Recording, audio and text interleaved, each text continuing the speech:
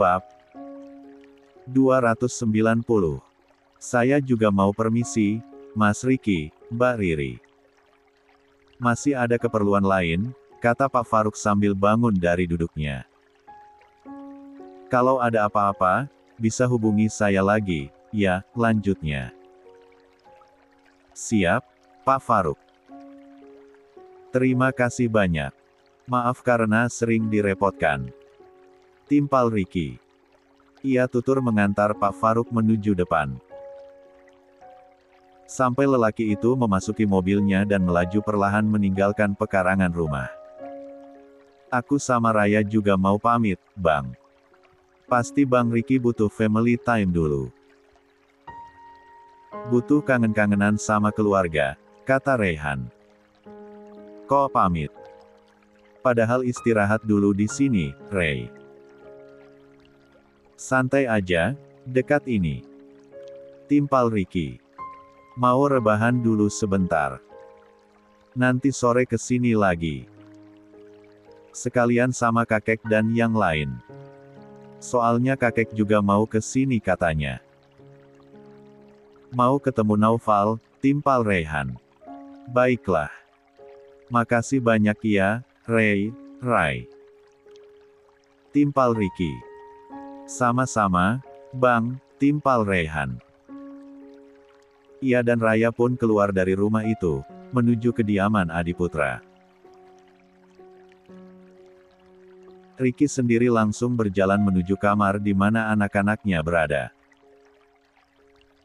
Senyumnya langsung terukir begitu mendengar suara riuh dari celotehan Naufal yang bersahutan dengan ocehan Sifa. Senyumnya kian lebar begitu Riki memasuki kamar. Di atas tempat tidur, semua anak-anaknya berkumpul. Reyhan sedang bermain bersama Sifa yang sudah bisa duduk sembari memainkan boneka. Dan tak jauh mereka, ada Naufan yang sedang dijaga Riri dengan mata terbuka seolah sedang menyaksikan kedua saudaranya bermain. Mas. Masuk. Kata Riri saat melihat Riki berdiri di ambang pintu kamar. Riki mengangguk sambil tersenyum. Sepertinya seru sekali kalian bermain. Kenapa ayah gak diajak? Tuturnya sambil mendekati tempat tidur. Kemudian mengecup anak-anaknya bergantian. Naufal, Sifa, dan terakhir Naufan. Menyaksikan semua itu, hati Riri begitu menghangat. Dia tersenyum bahagia meski dirinya selalu jadi orang yang dilewati untuk dapat sebuah kecupan. Namun, siapa sangka? Setelah mengecup Naufan yang berada sangat dekat Riri, Riki pun mengecup kening Riri hangat. Kejadiannya begitu cepat dan tanpa diduga hingga Riri hanya bisa melongo tak percaya. Terima kasih sudah menjaga anak-anakku dengan baik. Kata Riki setelah melepaskan kecupannya. Oh, iya. Sama-sama. Riri tersenyum kikuk. Pipinya masih bersemu merah karena apa yang dilakukan. 135. Suaminya baru saja. Kecupan pertama yang didapatkannya dari sang suami. Riki pun ikut naik ke atas tempat tidur. Ikut bermain bersama Naufal dan Sifa. Tawa mereka pun sesekali menguar apalagi saat Riki bergantian menggelitik perut anak-anaknya. Meski usia Naufan masih sangat kecil, tapi bayi berusia lebih dari 2 bulan dengan bobot hampir normal dengan bayi seusia dirinya itu ikut tersenyum sembari menggerak-gerakkan tangan dan kakinya seolah ikut bermain. Membuat Riri merasa gemas melihat kelucuannya. Sehat-sehat ya, Mas. Tanggung jawabmu begitu banyak. Tanggunganmu begitu banyak. Bukan hanya anak kandung, tapi juga anak sambung, gumam Riri saat ia memperhatikan ketiga anak-anak yang menjadi tanggung jawab Riki. Riri sadar, suaminya itu hanya berstatus pekerja di keluarga Adiputra. Keuangannya pasti terbatas karena hanya mengandalkan gaji bulanan. Dan tanggungan sebanyak itu, pasti cukup berat untuk Ricky. Meski Riri sendiri tak pernah melihat Ricky mengeluh. Yang Riri tahu, Ricky selalu mengusahakan yang terbaik untuk keluarganya. Mulai dari makanan hingga fasilitas. Bahkan Naufal pun disekolahkan di sekolah elit dan bukan sekolah kalangan biasa. Tanpa Riri sadari, ada banyak hal yang belum Riri ketahui tentang suaminya itu. Termasuk usaha-usaha yang digeluti suaminya itu selama ini. 136. Riri tak menduga, kepulangan Ricky kali ini bukan hanya membawa Naufal saja, tapi juga membawa kebahagiaan baru untuk keluarga kecilnya. Membawa sosok Ricky yang baru yang lebih perhatian pada keluarga.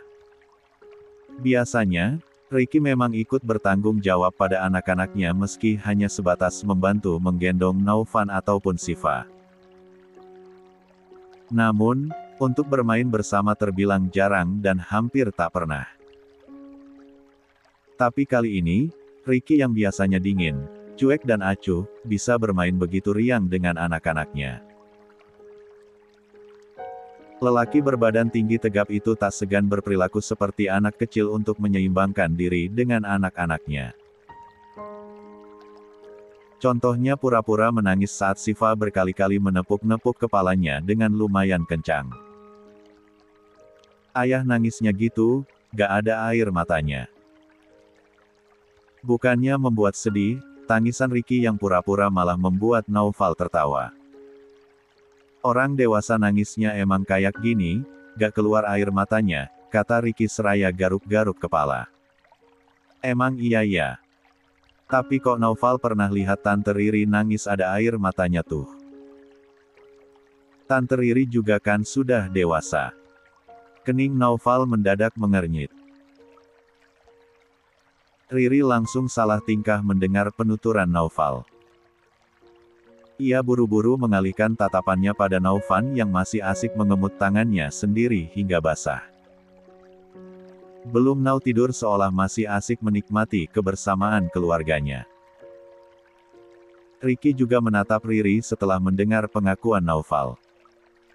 Ada rasa iba di hatinya melihat wanita yang dinikahinya karena amanat mendiang Nuri.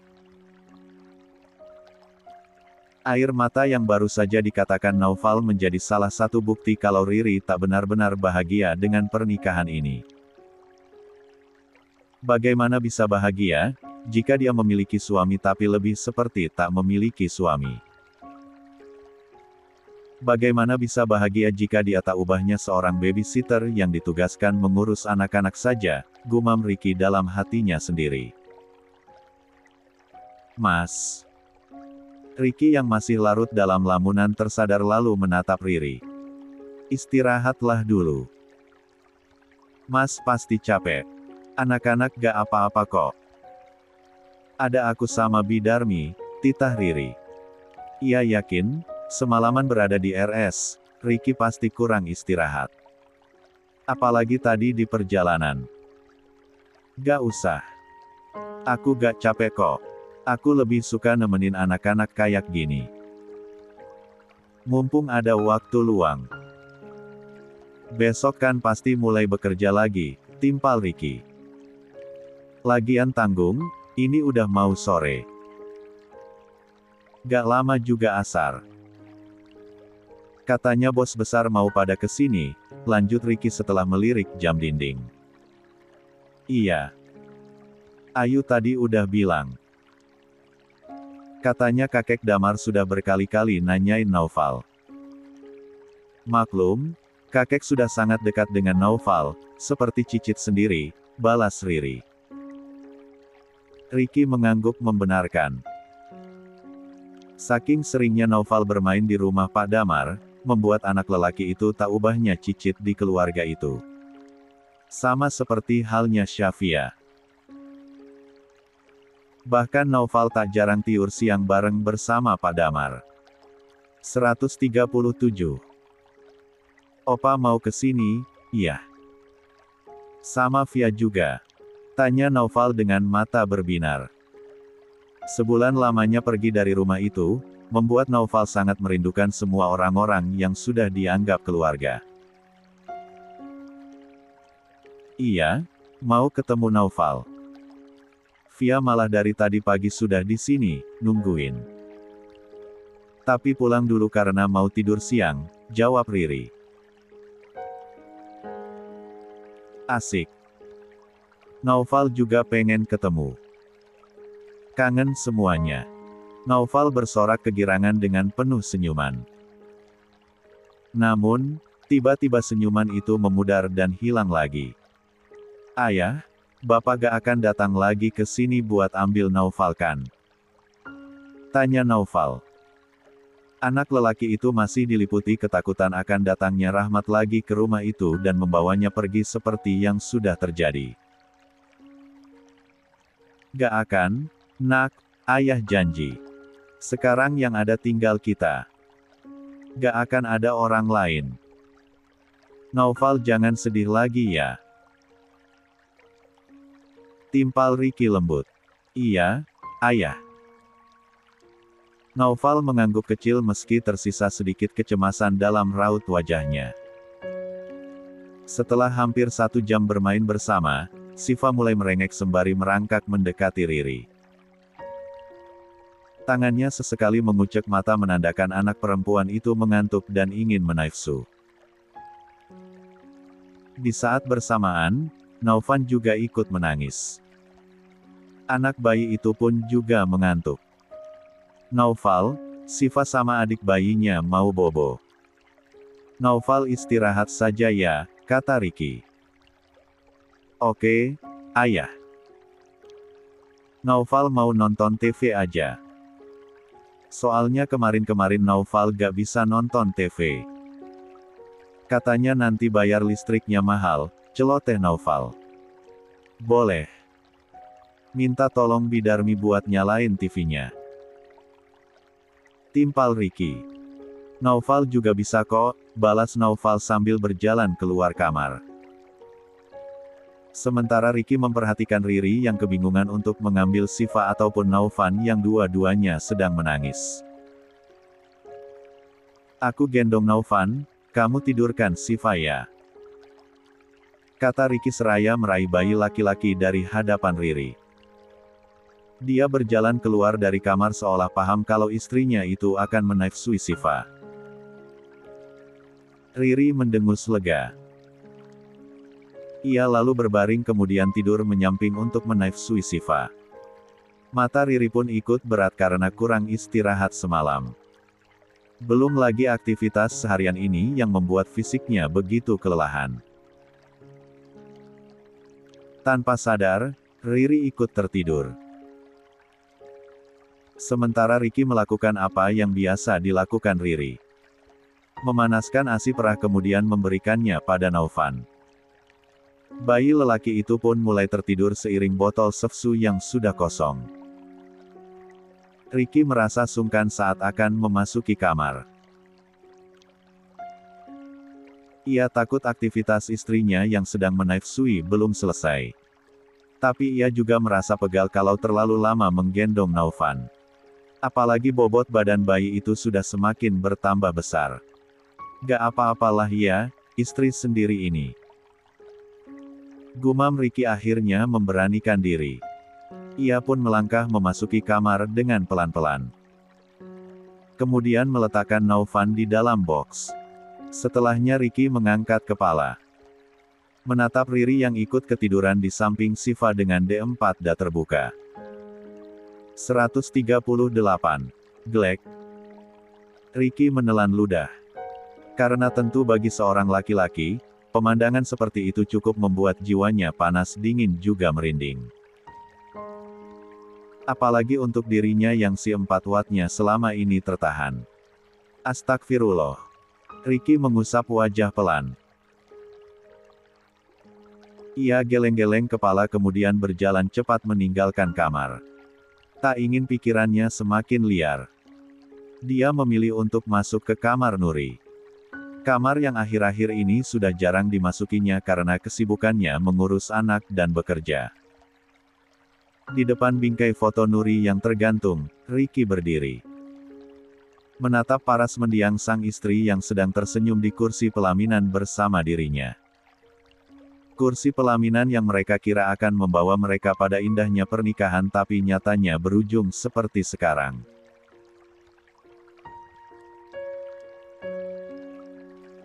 Nur, apa aku bersalah andai hatiku mulai mencintai wanita lain selain dirimu? Tapi wanita itu juga istriku. Dia wanita pilihanmu. Aku butuh dia. Anak-anak juga butuh dia. Rumah ini butuh dia.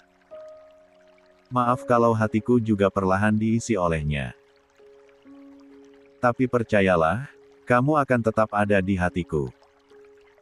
Mengisi hatiku di sudut lain yang tak akan pernah tergantikan. Ricky berujar pelan. Tangannya terulur membelai lembut bingkai foto itu. Sembari menunggu waktu asar datang dan menunggu kedatangan Pak Damar, Ricky memilih berbaring sebentar. Di atas R4 Jang yang hanya sekali diisi dengan kehangatan. Sebelum kenyataan pahit datang menyerang. Ricky tak tidur. Matanya terbuka menatap langit-langit kamar dengan pikiran berkelana. Memikirkan banyak hal. Salah satunya identitas Naufan yang sampai detik ini masih terbungkus rapi olehnya. Ricky sudah selesai salat dan melipat kembali sajadahnya saat terdengar suara riuh dari arah luar. Begitu Ricky lihat dari tirai jendela, ternyata Pak Damar dan yang lain yang sudah berkumpul di teras. Ricky pun bergegas keluar kamar untuk menghampiri mereka. Bos, kenapa gak ketuk pintu? Ayo masuk. Sapa Ricky pada Pak Damar. Gak apa-apa, di sini saja. Enak, adem, timpal Pak Damar. Tuh, Via aja anteng lihat kupu-kupu berterbangan, lanjutnya. Baiklah. Naufalnya lagi mandi. Barusan aku cek ke kamarnya, timpal Ricky. Gak apa-apa. Santai saja, Rick. Kamu ini kayak sama siapa aja, balas Pak Damar. Kalau gitu, aku bikin teh manis dulu ya. Biar ceritanya bisa sambil ngeteh, tawar Ricky. Jangan repot-repot, Rick, cegah Pak Damar tak enak. Gak repot, bos, teh doang, balas Ricky lalu melangkah masuk. Saat hendak melewati kamar Riri, wanita itu pun keluar kamar sambil mengucek mata. Mas. Kakek Damar sudah pada datang. Tanya Riri. Sudah, tuh di depan. Aku mau buat teh dulu, timpal Ricky. Biar aku aja, Mas, kata Riri cepat sambil menggelung rambutnya asal. Gak apa-apa, aku aja. Kalau kamu mau keluar temui bos besar dan yang lain, jangan lupa rapikan dulu bajumu ya. Kancingnya jangan sampai terbuka, tutur Ricky sambil melirik ke arah D4 dari Riri yang kencingnya terbuka. 139. Astagfirullah. Riri langsung menutupi D4 dannya dengan telapak tangan. Ia merasa malu dan kikuk. La pun langsung kembali ke kamar untuk merapikan penampilannya juga mengenakan jilbab. Setelah rapi, barulah keluar. Kek. Riri menyalami Pak Damar Taksim. Meski sering bertemu, tetap saja selalu menyalami setiap kali bertemu sebagai tanda menghormati. Kakek buyut. Naufal yang baru keluar rumah langsung menyeru dan menghampiri Pak Damar. Dia juga tak lupa untuk mencium punggung tangan Pak Damar. Masya Allah, anak ganteng sudah pulang. Kakek buyut senang sekali bisa ketemu lagi sama Naufal, kata Pak Damar. Naufal juga senang bisa kembali ke sini dan berkumpul bersama semuanya.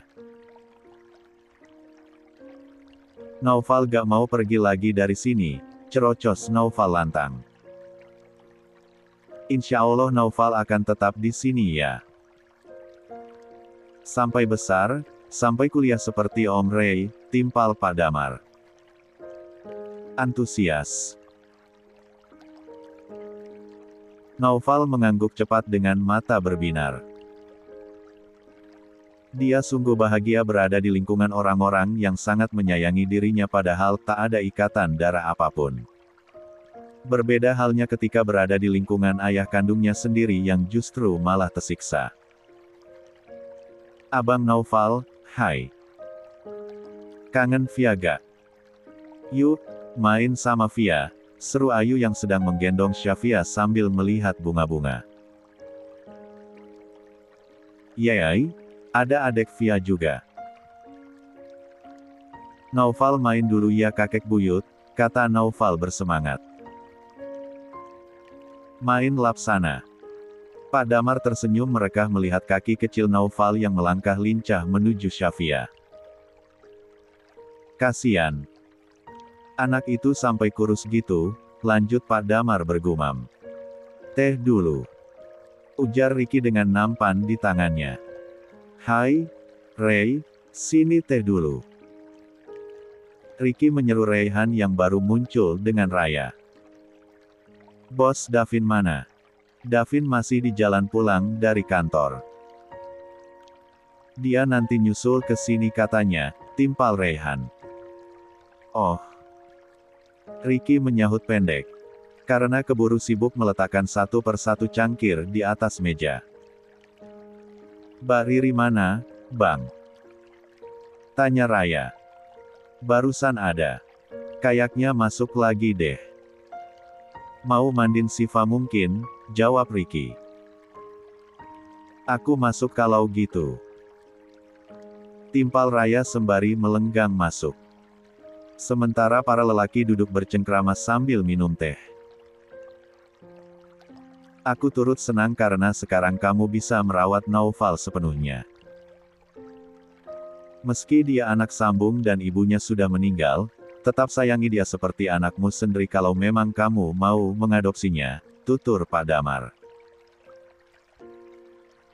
Iya, bos. Semoga aku bisa amanah dengan banyaknya titipan yang Allah anugerahkan, balas Ricky. 140. Bang Ricky keren, anaknya sekaligus 3. Insya Allah dimudahkan dan dilancarkan segalanya, ujar Rayhan. Amin. Ricky menyahut pendek. Usahamu gimana, Rick? Tanya Pak Damar. Alhamdulillah lancar, jawab Ricky. Bagus. Kalau butuh bantuan, jangan sungkan bilang ya. Pinta Pak Damar. Ricky tersenyum kecil lalu mengangguk. Dia sungguh bersyukur karena dikelilingi orang-orang baik yang peduli padanya padahal tak memiliki ikatan apa-apa. Sementara di kamar, Riri baru saja selesai memandikan Siva saat Raya mengetuk pintunya. Masuk. Titah Riri. Wah, ponakan Ate yang cantik sudah mandi, sudah wangi. Tutur Raya gemas. Iya. Baru bangun tidur dia, timpal Riri yang sibuk mengoles minyak telon ke badan Siva. Naufan sudah menandi juga. Tanya Raya.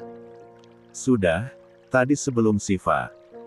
Soalnya Naufan bangun lebih dulu. Sekarang lagi ditemenin Bidarmi, jawab Riri. Masya Allah, sibuk banget ibu satu ini. Gak capek, Mbak? Tanya Raya. Capek sih, tapi aku senang. Jadi gak berasa capeknya, timpal Riri. Tapi kadang aku kasihan lihat Mbak Riri. Ngurus anak satu aja capek, ini 3 loh. Raya geleng-geleng kepala pelan. Salut dengan perjuangan saudara tirinya itu. Naufal kan sudah gede. Sudah bisa mandi sendiri, makan sendiri. Ya walaupun kadang-kadang masih manja mau disuapin. Naufan juga ada bidarmi yang bantu ngurusin. Jadi gak terlalu berasa capek sih, timpal Riri yang menjalaninya dengan sukarela. Coba ada yang bantuin satu orang lain. Cari babysitter gitu maksudnya, saran Raya. Mas Riki pernah nawarin tapi aku larang. Kasian dia. Bayangin, dia cuma jadi pekerja di keluarga Adiputra tapi tanggungannya gak main-main. Anak 3, ada asisten rumah tangga juga. Tahu sendiri zaman sekarang apa-apa mahal, timpal Riri. Iya sih. Tapi Mbak Riri keren, bisa menerima Bang Riki apa adanya.